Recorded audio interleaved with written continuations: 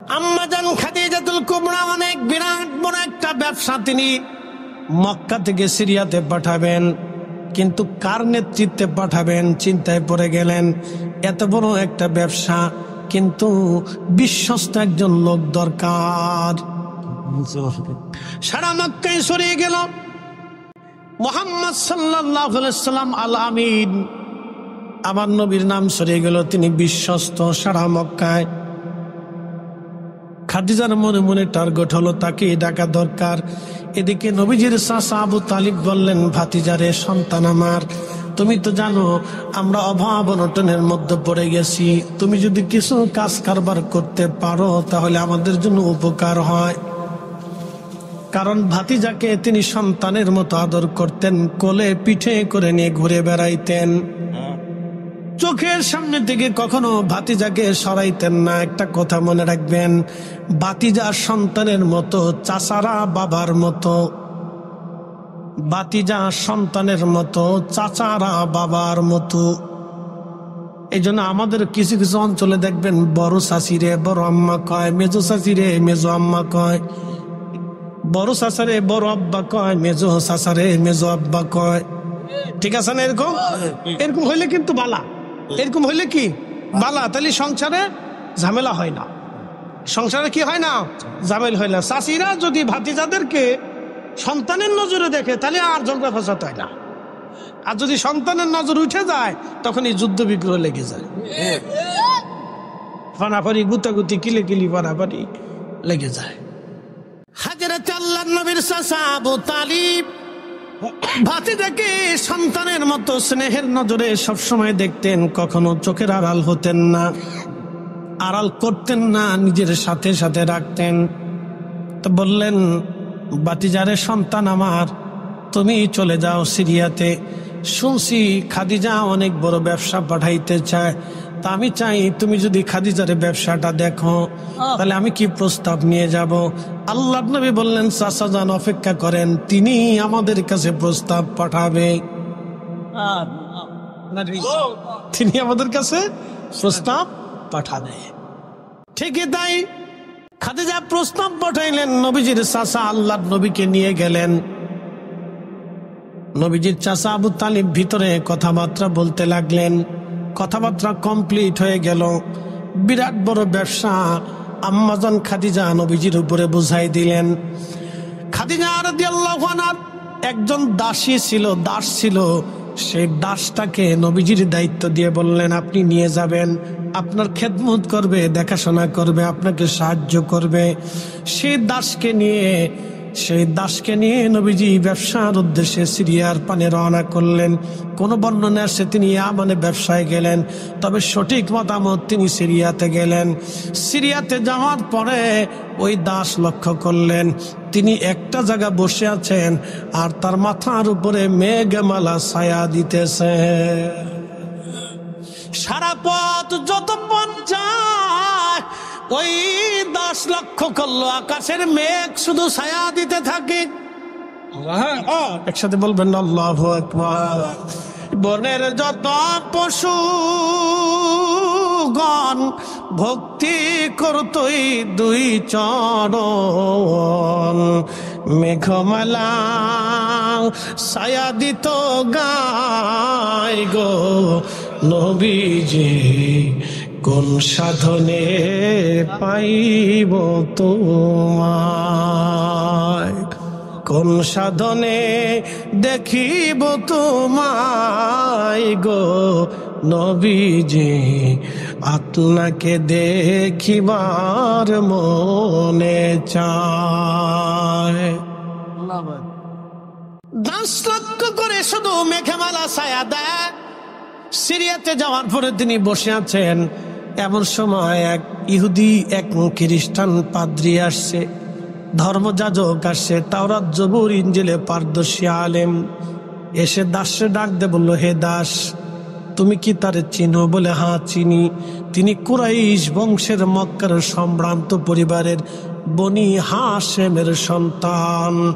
বলতেছে, শোনো, আমি শুধু বনি হাশেমের সন্তান দেখি না, তিনি কিন্তু আখেরি নবী।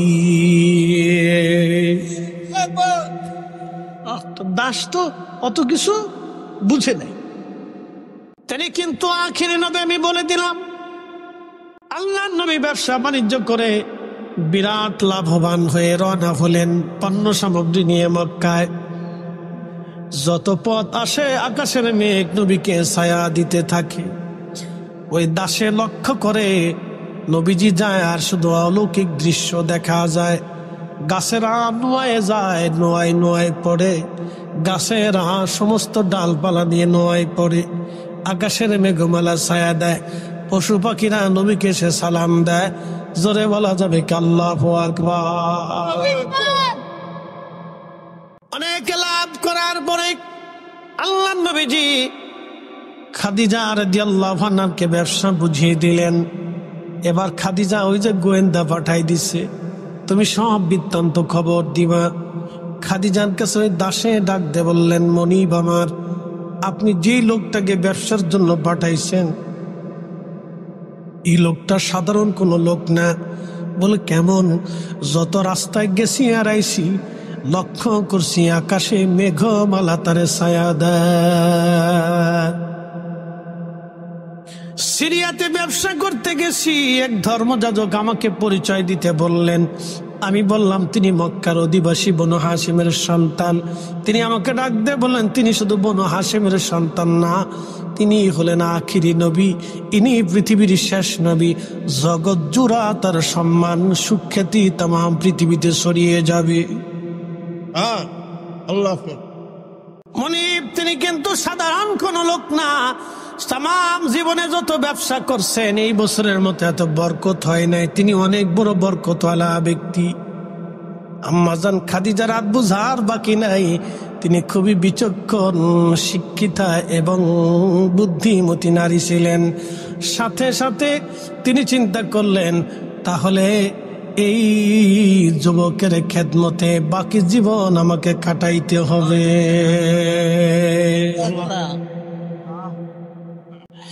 বাকি জীবন কাটাইতে হবে আমার। তিনি আত্মীয় স্বজনদেরকে ডাকলেন, ডেকে বললেন, আমার আব্বাজানের কাছ থেকে খাদিজা বিনতে খুয়াইলিদ, তার বাবার নাম ছিল খুয়াইলিদ, বা আমার আব্বার কাছ থেকে অনুমতি নিতে হবে। কিন্তু তার আব্বা তো অনুমতি দিতে চায় না। একবার অনুমতি দিছে, আবার না করে ফেলছে, পরে আবার বুঝাই সুজাই অনুমতি নিলেন। অনুমতি নেওয়ার পরে আল্লাহ আম্মাজান খাদিজাতুল কুবরা আল্লাহ নবীর কাছে প্রস্তাবনা পাঠাইলেন। নবী বললেন, আমি তো একা না, আমার মুরব্বী আছে, আমার চাচা। আমার চাচা যান সিদ্ধান্ত না দিলে আমি কোনো সিদ্ধান্ত দিতে পারি না। একবার জোরে বলা যাবে কে মারহাবা। মুরব্বী মানা নবীর সুন্নত। যারা মুরব্বী মানে না বলতো তারা নবী মানে না, ঠিক কিনা? রসুলের সুন্নত অস্বীকার করে। মুরব্বী মানা রসুলের সুন্নত, মুরব্বী মানতে হবে। আল্লাহ কোরআন বলছেন, ইন্নাল্লাহা ইয়া'মুরু বিল আদলি ওয়াল ইহসানি ওয়া ইতা'i যিল কুরবা ওয়া ইয়ানহা আনিল ফাহশাই ওয়াল মুনকার ওয়াল বাগই ইয়াঈদুকুম লাআল্লাকুম তাযাক্কারুন। ও ইমানদার, আমি নির্দেশ দিলাম তোমরা পৃথিবীতে ন্যায় করবে, ইহসান করবে, আত্মীয়তার সম্পর্ক রাখবে, দরিদ্র হলে দান করবে, ফাহিশা কর্মকাণ্ড থেকে দূরে থাকবে, বেহাপনা থেকে দূরে থাকবে, আন্দা গান্দা পচা হাবিজাবি থেকে তোমরা দূরে থাকবে, আর তোমরা মুরব্বীদেরকে মানবে। একসাথে বলবেন না মারহাবা। লাস্টে কি বলছেন? মুরব্বী মানবে। জোরে বলেন, লাস্টে আল্লাহ কি বলছে? মুরব্বী মানবে। আমাদের ছেলেপেলের এখন মুরব্বী মানে না। মোটর সাইকেল একটা ফাঁসার নিচে ঢুকাইতে পারলে ও বাপু চিনে না। কি কথা কান না কা? ও বাপু চিনে না, বাপু চিনে না। উস্তাদ তো করে, বাপু চিনে না। দেশে দেশে দেশে দেশে দেশে দেখে কোনায় কোনায় কোনায় কোনায় আদবহীন তৈরি হচ্ছে, বেআদব তৈরি হচ্ছে। আর ফতোয়া দিয়ে দেশে কদমবসি যখন উঠাই দিছে তখন বেআদব আরো দেশে বাড়ছে। কি কথা কর না কা? আগে পরীক্ষা নিরীক্ষা দেওয়ার আগে ছেলেপেলেরা কদমবসি করতো, উস্তাদরে নামতো, সাইকেল থেকে নাইমে উস্তাদরে সালাম করতো। আর উস্তাদ, স্যার ভালো আছেন নি? স্যার ভালো আছেন নি? শেষ। কি কথা কর না কেন? আগে আমরা উস্তাদ মাসাইক দেখলে নাইমে পায় কদমবসি করছি, এখনো করি, এখনো করি। উস্তাদ সেই ছোটকালের উস্তাদ দেখলে এখনো সালাম দিই। হুজুর কেমন আছেন, গাড়ি থেকে নেমে যে হুজুর কেমন আছেন, বুঝতে পারছেন? আদব নষ্ট হয়ে যাচ্ছে। আদব যত উঠে যাবে তখন এই লেখাপড়ার কোনো মূল্য নাই, এটার কোনো মূল্য নাই। তো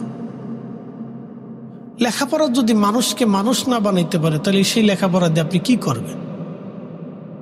যে লেখাপড়া মুরব্বী মানে না, মুরব্বীর সম্মান করে না, সে লেখাপড়া দিয়ে কি হবে? যে লেখাপড়াকে মানুষকে মানুষই মনে করে না, তাহলে ওই লেখাপড়া দিয়ে কি হবে? কি সমাজের উপকার হবে, কি রাষ্ট্রের উপকার হবে বলেন, কি ব্যক্তির উপকার হবে, কি পরিবারের উপকার হবে? তো মনোযোগ দেন, এই কথাগুলি তো আল্লাহর কালামের কথা, আল্লাহ রসুলের সিদ্ধান্ত। তো আল্লাহ রসুলের চাচা আবু তালিবের কাছে প্রস্তাব যাওয়ার পরে তিনি অনেক সিদ্ধান্ত চিন্তা ভাবনা করার পরে রাজি হয়ে গেলেন। তা আম্মাজান খাদিজাতুল কুবরা, নবী তো কিছুই নাই, নবী কি কিচ্ছু নাই। তো আল্লাহর নবীকে অর্থ করি বিবাহের এই পার ওই পার সব অর্থ আম্মাজান খাদিজা ব্যয় করলেন, আল্লাহ রসুলকে সব দিয়ে দিলেন। একসাথে বলবেন না মারহাবা? বুদ্ধিমতী নারী, উনি জানেন যে এই যুবকের যদি স্ত্রী হইতে পারি তাহলে একবারে আবাদুন আবাদা, চিরদিনের জন্য আমি ধন্য। সাথে বলবেন আল্লাহু আকবার। চিরদিনের জন্য আমি ধন্য, চিরদিনের জন্য আমি ধন্য। বিবাহের সমস্ত খরচ আম্মাজান নিজে দিলেন, সব দিয়ে দিলেন। দিন তারিখ নির্দিষ্ট হলো, বিয়ে হয়ে গেল। কিছুদিন পরে মক্কার কাফেররা কয়, খাদিজা কাজ করছো? বলে কি কাজ? বলে তোমার স্বামী গরিব, তুমি ধনী, তোমার সাথে কি আব্দুল্লাহর বেটা মোহাম্মদের মিল হলো? তুমি মক্কার সবচেয়ে বড় ধনী ধনাঢ্য ব্যক্তি, একটা দরিদ্র ছেলে বিবাহ করলা, মক্কায় কি আর ছেলে পেলে নাই? আম্মাজান চিন্তা করলেন এই মক্কার এই নেতা ফেতাদেরকে একটু বোঝানোর দরকার। সবাইকে একদিন দাওয়াত করলেন, সুন্দর করে ভোজের আয়োজন করলেন। ভোজের আয়োজন করার পরে আম্মাজান সবাইকে বসাইলেন, খাবার দিলেন, বললেন খাবার খাবে। ঠিক এমন সময় বললেন, হে মক্কার অধিপতিরা, আমি আপনাদেরকে দুটি প্রশ্ন করব, সেই জন্য ডেকে আনছি। খাবার একটু পরে খাবেন, সবার জন্য খাবার রেডি, আপনারা আমার মেহমান। আপনারা তো আপত্তি করেছেন আমার চাইতে আমার স্বামী দুর্বল হয়ে গেছে, আমি তেমন ভালো কোনো পরিবারে আমি বিবাহ করতে পারি নাই। তাহলে আপনারা বলেন, আমার স্বামী মুহাম্মাদের মতো এমন চরিত্রবান ছেলে মক্কা নগরে কি আর কেউ আসেনি? একসাথে বলবেন আল্লাহু আকবার। সবাই কয় না, তা তো নাই। কে বললেন, তাহলে আমি জিতছি, আমার স্বামী আমার থেকে উত্তম। একসাথে বলবেন মারহাবা। দেখেন রসুলকে, নবীর সম্মানকে সে কিভাবে বুলন্দ করতে, স্বামীকে মাথার উপরে তাজ বানানোর জন্য সবাইকে ডাকছে। শোনো কাফেররা, মক্কার অধিপতিরা, বলো আমার স্বামী কুরাইশ বংশ, কুরাইশের চাইতে কি বড় বংশ আরবে আছে, পৃথিবীতে আছে? সবাইকে না, তাই নাই। কুরাইশের মধ্যে বনু হাসেমের চাইতে বড় বংশ, সুন্দর বংশ আর কোন বংশ আছে? সবাইকে না, তাও নাই। তাহলে বংশ থেকেও আমার স্বামী শ্রেষ্ঠ, গোত্র থেকেও আমার স্বামী শ্রেষ্ঠ, চরিত্রের ক্ষেত্রেও আমার স্বামী শ্রেষ্ঠ, তিনি আল আমিন। আমার স্বামী কোন দিক থেকে ছোট বলো তো? বলতেছে তুমি ধনী এটাই গরিব, তুমি ধনী আর মোহাম্মদ গরিব। বলতেছে হে মক্কাবাসী, তাহলে শোনো, আজ থেকে আমার সমস্ত সম্পদ, আস্থাবর ইস্তাবর যা কিছু আছে আমি আমার স্বামীকে সব দিয়ে দিন। তাহলে বলো মক্কা নগরে আমার স্বামীর চাইতে আর কেউ ধনী আছে? সবাই মাথা নত করে আছে, কয় না, আর কেউ তো ধনী নাই। আম্মাজান খাদিজা আগে নবী চিনেছে, কারণ যাকে মেঘে ছায়া দেয় সে তো আখিরি নবী। ওনার স্ত্রী হতে পারলে জীবন বড় ধন্য ধন্য ধন্য। জোরে বলা যাবে কি মারহাবা। ওরে এই সমস্ত মুজিব দেখা হযরত খাদিজা। ওরে এই সমস্ত মুজিজা দেখা হযরত খাদিজা, জীবন যৌবন সপিল আপনায় গো নবীজি, কোন সাধনে পাইব তোমায় আমি, কোন সাধনে পাইব তোমায় গো নবীজি, আপনাকে দেখিবার মনে চায়। সাহাবীরা আগে নবী চিনছে, ঠিক কিনা? আগে কি চিনছে? নবী চিনছে। নবী সূত্র সহজ, কঠিন যারা করছে তাদের কপাল মন্দ। আজকে ওরা কারা বুকে হাত বেঁধে নামাজ পড়ে, আমার বাংলাদেশে তারা দিন দিন করে বাড়তেছে। আহা, যে হাদিসে হোক কোনো ব্যক্তি যদি বলে আমি হাদিস মানি, তাহলে বলে সে কি বলতে পারে রসুলের আব্বা আম্মা কাফের ছিল? আপনি একটু চিন্তা করেন তো, তারা বলে রসুলের আব্বা আম্মা কাফের ছিল, তারা দুইজন জাহান্নামে চলে গেছে। কি মনে করেন রসুলকে কি আল্লাহ কোন কাফের পেট দিয়ে দুনিয়াতে আনছে? না। কোন কাফের রেহেম দিয়ে নবী আল্লাহ তার রসুলকে দুনিয়াতে আনছে? না। কোন কাফের মাধ্যম দিয়ে আল্লাহ তার রসুলকে পৃথিবীতে আনছে? আহা, আপনাকে বুঝতে হবে কি কন্ত হিন্দুদের সাথে আমাদের কি দূরত্ব? তারা মানুষ, আমরা মানুষ। তারা বেগুন খায়, আমরা বেগুন খাই। তারা শুয়োর খায়, আমরা গরু খাই। কি কথা ঠিক আছে কিনা? তারা শুয়োরের গোশত খায়, আমরা গরুর গোশত খাই। তারা গরু খায় না, আমরা গরু খাই। তারা শুয়োর খায়, আমরা গরু খাই। তাদের সাথে আমাদের বিশ্বাসগত তফাৎ, কথা ঠিক কিনা? এই জন্য কোনো হিন্দু কোনো মুসলমানের সাথে বিয়ে দেয় না, কোনো মুসলমান কোনো হিন্দুর মেয়ে বিয়ে করে না, আত্মীয়তা হয় না। কিন্তু সমাজ সমাজ, রাষ্ট্র, রাজনীতি, ব্যবসা বাণিজ্য আমরা একসাথেই করি, কথা ঠিক কিনা? একসাথে বসবাস করি। সমাজ টমাজ হচ্ছে আপনার এই কি বলে, রাজনীতি হচ্ছে, ব্যবসা বাণিজ্য আমরা একসাথে করতেছি, কিন্তু বিশ্বাসগত তাদের সাথে আমাদের তফাৎ।